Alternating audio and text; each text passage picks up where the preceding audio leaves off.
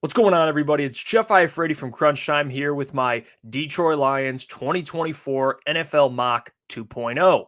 I did 1.0 about a month ago around that time. That was before free agency. Now let's run it back post free agency where we got the needs out the way. Brad Holmes addressed that in free agency. Now let's go find some good football players. I did a full 7-round mock, and I think you guys are going to like it. If not, comment down below. Share your thoughts. If you like it, you don't. I like engaging in good discussions.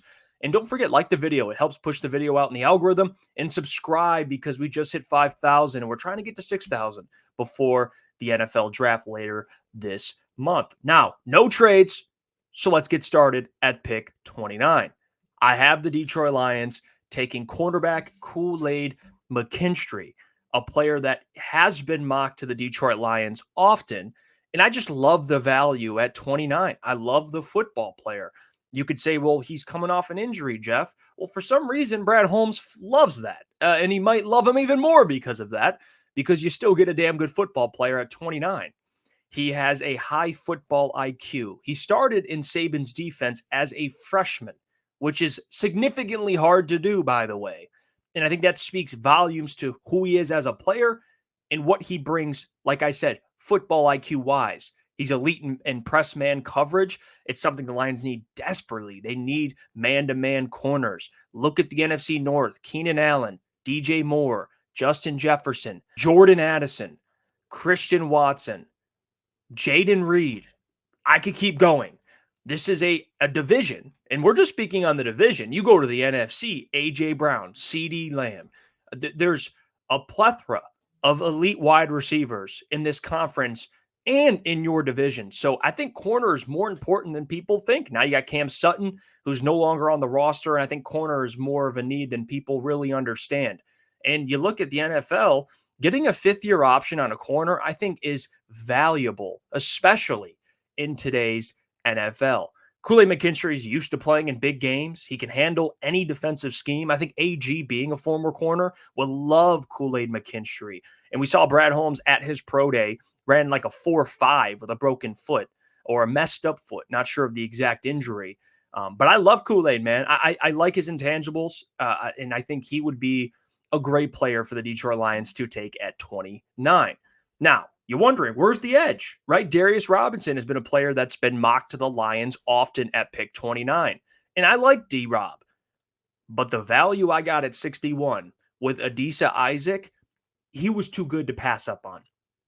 The edge that people are talking about out of Penn State is Chop Robinson, the athleticism, what he brings. Well, I have a guy that had close to double his numbers at Penn State. He was the leading sack getter at Penn State. Adisa Isaac had 7.5 sacks. Chop Robinson had 4. But more than that, I think Adisa, unlike Chop, is a guy that immediately can be a 3-down edge.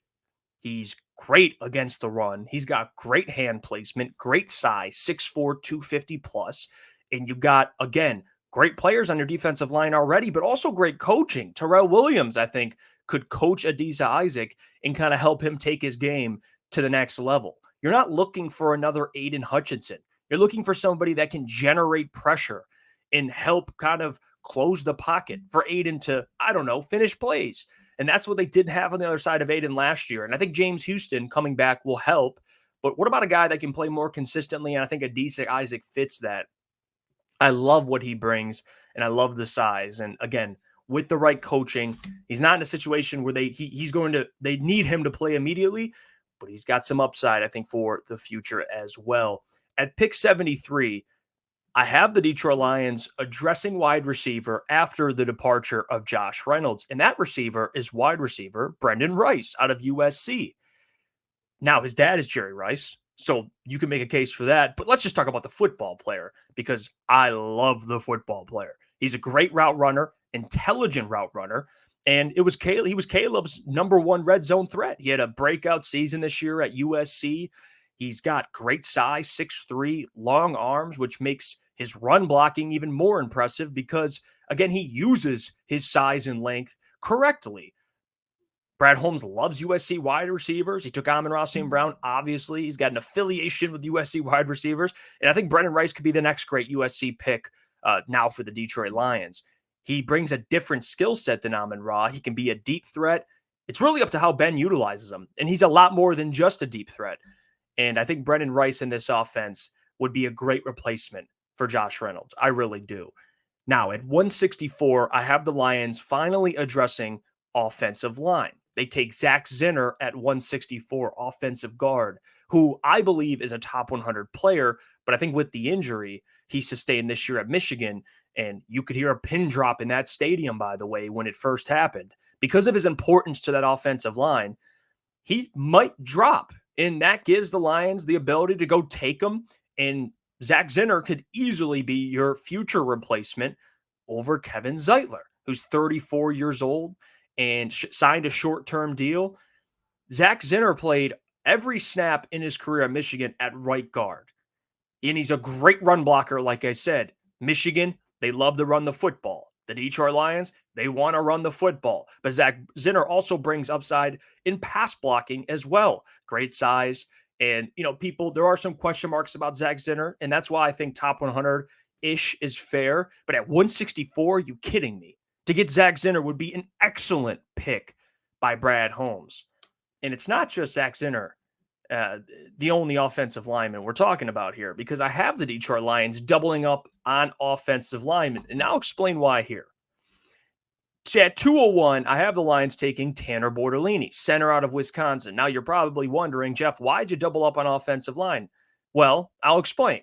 Tanner Bortolini brings that versatility. He can play center. He can play guard. He played right tackle. He can play multiple positions on your offensive line. And I do believe that at pick 201, to get someone with that type of versatility is just another level of valuable. Because, again, you never know with injuries, especially for a team now hoping to make a deep postseason run.